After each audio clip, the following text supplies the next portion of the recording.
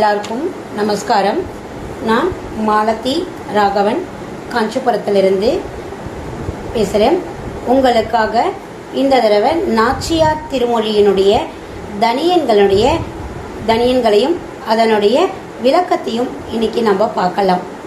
நாச்சியார் திருமொழி போன வீடியோலாம் பார்க்காதவங்க கட்டாயம் அதை பாருங்கள். இதுக்கு சப்ஸ்கிரைப் பண்ணுங்கள். அந்த நாச்சியார் திருமொழியில் 143 பாசுரங்களை ஆண்டாள் நமக்காக அருளி செய்தார்.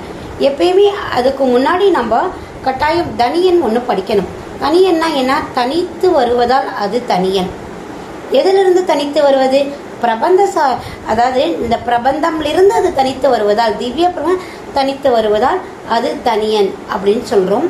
இப்போ இந்த இடத்துல திருக்கண்ணமங்கை ஆண்டான் அவர் தனியனை சாதிச்சிருக்கிறார் இந்த நாச்சியார் திருமொழிக்காக. அல்லினால் தாமரை மேல் ஆரணங்கின் துணைவி மல்லி நாடாண்ட மடமயில் மெல்லியலால் ஆயர் குலவேந்தன் ஆகத்தால் தென் புதுவை வேயர் பயந்த விளக்கு. அல்லினால் தாமரை மேல் ஆரணங்கின் துணைவி, அதாவது அல்லினா தாமரை, அந்த அல்லிப்பூன்னு சொல்லுவாள். அது அதன் மேலே இருக்கிற தாமரை மேல் ஆரணங்கின் துணைவி. ஆரணங்கின்னா யாரு?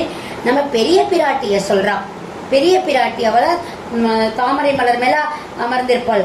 அவளுடைய துணைவி, அவளுடைய தோழின்னு வச்சுக்கலாம். இங்க மல்லி நாடாண்ட மடமயில், மல்லி நாடுன்றது இந்த ஸ்ரீவில்லிபுத்தூரை அந்த காலத்துல மல்லி என்ற ஒரு ராணி ஆண்டு வந்ததால அது மல்லி நாடு.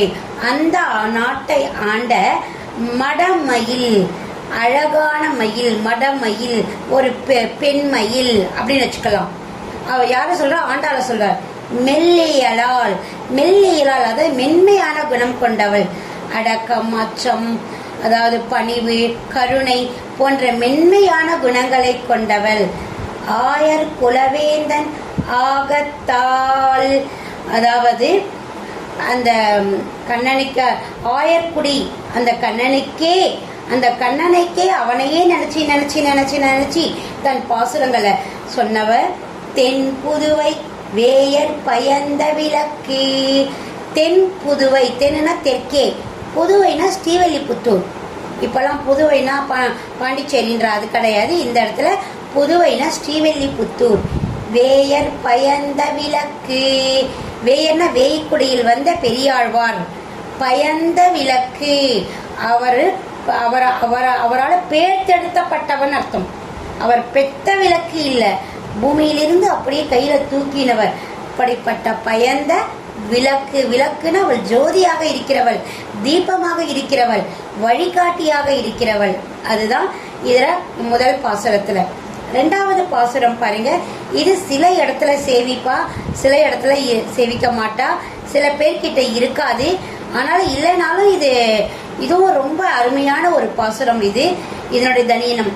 கோல சுரிசங்கை மாயன் செவ்வாயின் உணம்பினவும் சீலத்தனால் தென் திருமல்லிநாடி செழுங்குழல் மேல் மாலத்தொடை தென்னரங்கற்கு ஈயும் மதிப்புடைய சோலை கிளி அவள் தூய நல்பாதம் துணை நமக்கே. கோல சுரி சங்கை, அந்த கோலன்றது என்ன வெண்மையான அந்த சங்கு கிட்ட அவ கேட்கிறாளாம். சங்கே பாஞ்சசன்ய சங்கே கற்பூரம் நானுமோ அப்படின்னு சொல்லிட்டு, கற்பூரம் நாருமோ கமலப்பூ நாருமோ, அதில் பாஞ்சசன்யம் சங்கு கிட்ட கேட்கிறாளாம். எப்படி இருக்கும் அவருடைய வாயினுடைய அந்த சுகந்த மனம்? கற்பூரம் நாருமோ கமலப்பூ நாருமோ, திருப்பவள செவ்வாய்த்தான் தித்தித்து சுவாசிக்குமோ, தித்தித்து இருக்குமோ.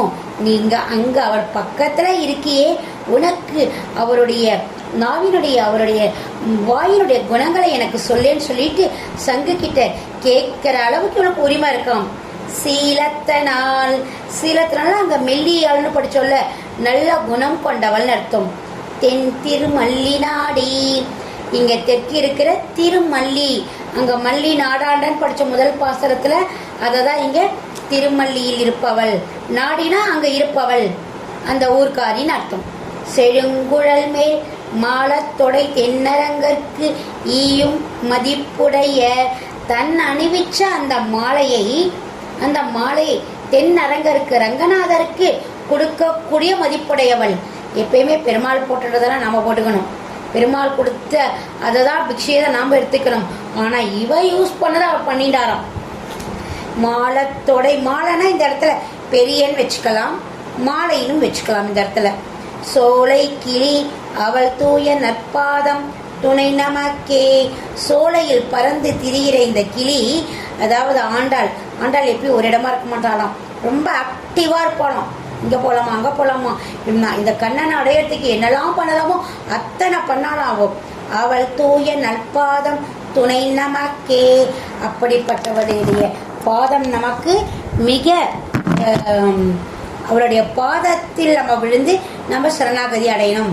முதல்ல பிராட்டி மூலமாக தான் பெருமாள் அடையணும். பூமாதேவியான இந்த ஆண்டாளை நம்ம பற்றின்றாலே அந்த அரங்கநாதர் நமக்கு அருள் புரிவார். அதை தான் இந்த 2 தனியன்கள் மூலமாக இது திருக்கண்ணமங்கை ஆண்டான் அருளி செய்தவது. திருக்கண்ணமங்கை ஆண்டான்றவர் அவ்வளவு பெரிய ஆச்சாரியன். அவாத்துல பெருமாளுக்கு பண்ணும் பொழுதே உடனே போய், அதாவது பெருமாள் சாப்பிட்றாரு அந்த பாவனையோட இருப்பாராம். கிட்டத்தட்ட 1 மணி நேரம் அந்த பெருமாளுக்கு அமுது பண்ணிட்டு வெளில நின்றுட்டு இருப்பாராம். பத்தினி சொல்வாளாம், சீக்கிரமா நீங்க போய் எடுத்துட்டு வாங்க அவளுக்கு அப்படின்னு பசங்கள்லாம் கிளம்பணும்னுவாளாம். இல்லை பெருமாள் உள்ள அமுது எடுத்துட்டு இருக்கிற, நம்ம போய் டிஸ்டர்ப் பண்ணக்கூடாது.